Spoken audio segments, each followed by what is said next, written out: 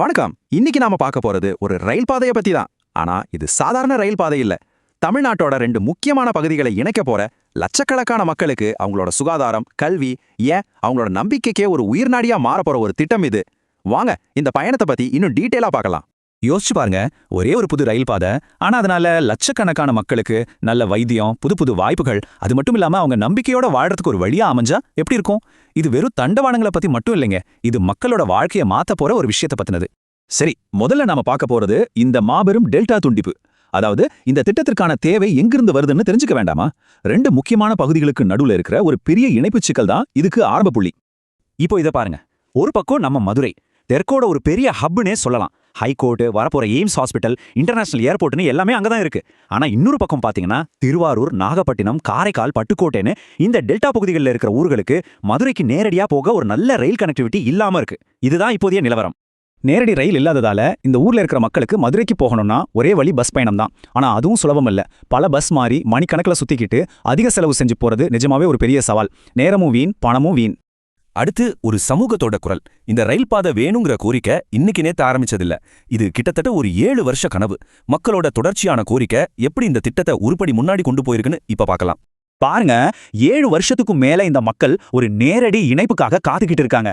Thiruvarur Karaikudi line அகல ரயில் பாதையா மாறினப்பவே அவங்களுக்கு நம்பிக்கை வந்துருச்சு. அதுக்கப்புறம் எத்தனையோ கோரிக்கைகள். கடைசியா மதுரை கோட்டை ரயில் பயனாளர்கள் கூட்டமைப்பு முறையா ரயில்வே அமைச்சர்கிட்டயே ஒரு திட்டத்தை கொடுத்திருக்காங்க. இது மக்களோட விடாமுயற்சியை காட்டுது.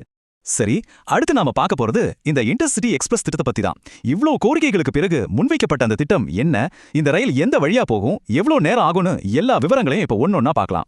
வாங்க, இந்த ரயில் போற வழியில ஒரு சின்ன பயணம் போயிட்டு வரலாம். மதுரையில ஆரம்பிச்சு சிவகங்கை, காரைக்குடி, பட்டுக்கோட்டை, திருவாரூர் வழியா நாகப்பட்டினம், காரைக்கால் போய் கடைசியா மயிலாடுதுறையில முடியுது. முதல் முறையா இந்த எல்லா ஊர்களும் ஒரே ரயில் பாதையில நேரடியா இணைய போகுது. சோ இந்த திட்டத்தோட முக்கியமான விவரங்கள் இதுதான். மொத்தம் 338 கிலோமீட்டர் தூரம், பயண நேரம் சுமார் 7 மணி நேரம். அதுவும் பகல் நேரத்துல போற இன்டர்சிட்டி எக்ஸ்பிரஸ். அதாவது காலையில கிளம்புனா மதியத்துக்குள்ள போய் சேர்ந்துடலாம். ரொம்ப வசதியா இருக்கும் இல்லையா? இந்த திட்டத்துல ஒரு சூப்பரான ஐடியா இருக்கு. அதுதான் இந்த லைஓவர் ரேக் பயன்படுத்துறது. அப்படின்னா என்னன்னா, ஒரு ட்ரெயின் அதோட பயணத்தை முடிச்சுட்டு சும்மா ஸ்டேஷன்ல நிற்கும் இல்லையா, அந்த பெட்டிகளை தான் ரேக்னு சொல்லுவாங்க. புதுசா ஒரு ரயிலுக்காக வெயிட் பண்ணாம ஏற்கனவே மதுரையில சும்மா நிக்கிற புனலூர் எக்ஸ்பிரஸ் ரயிலோட பெட்டிகளை எடுத்து இந்த சர்வீஸை உடனே ஆரம்பிச்சிடலான்னு சொல்றாங்க. எவ்வளவு ஸ்மார்ட்டான ஐடியா பாருங்க.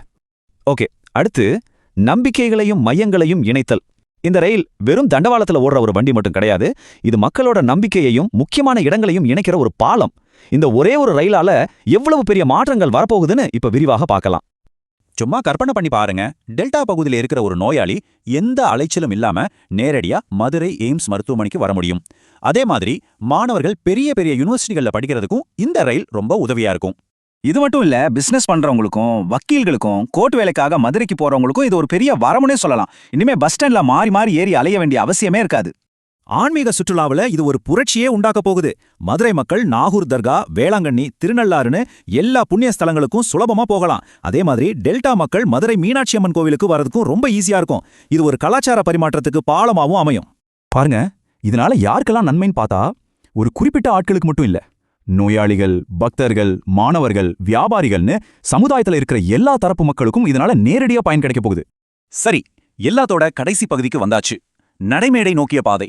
இவ்ளோ நன்மைகள் இருக்கிற இந்த கனவு திட்டம் இப்போ எந்த நிலைமையில இருக்கு? இந்த ரயில் நம்ம ஸ்டேஷனுக்கு வர அடுத்து என்ன நடக்கணும்? வாங்க பார்க்கலாம். ஒரு நல்ல விஷயம் என்னன்னா, இந்த திட்டத்துக்கு தேவையான முக்கியமான இன்ஃப்ராஸ்ட்ரக்சர் வேலைகள், அதாவது எலக்ட்ரிஃபிகேஷன் வேலைகள் பட்டுக்கோட்டை காரைக்குடி இடையில வேகமா நடந்துட்டு இருக்கு. கிட்டத்தட்ட முடிகிற நிலைமையில இருக்குன்னு சொல்லலாம். இது ஒரு பெரிய பிளஸ் பாயிண்ட்.